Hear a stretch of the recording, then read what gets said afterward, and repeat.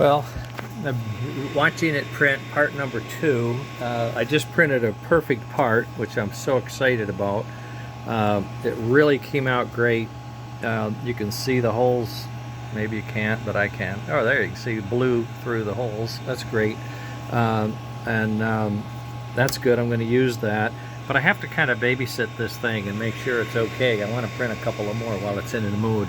So I was working on, I needed to go over there and work on something, but when I do, this thing decides to make little coils of wire, and it just makes nuts. So I stayed and kept the little dingers from getting in the way and all that, and it seems to help.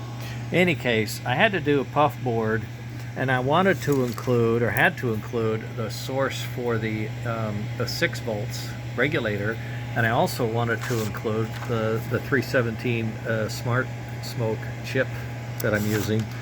And they each have their own little diagrams, and so I decided I'm going to, for once and for all, sit down here and figure this out.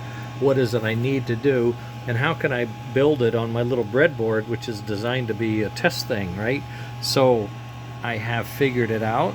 I think I'm in good shape, and I am now going to try to assemble this to this diagram while I'm watching this print, hoping that nothing happens nasty to make it screw up. So that's where I'm at, and it's what I'm doing, and I really want to get that Indian Atlantic doing everything it's supposed to this weekend. So that's why the crunch is on. All right, I'll post this. It's 4, so it might be something later. Who knows? All right, that's it. Later.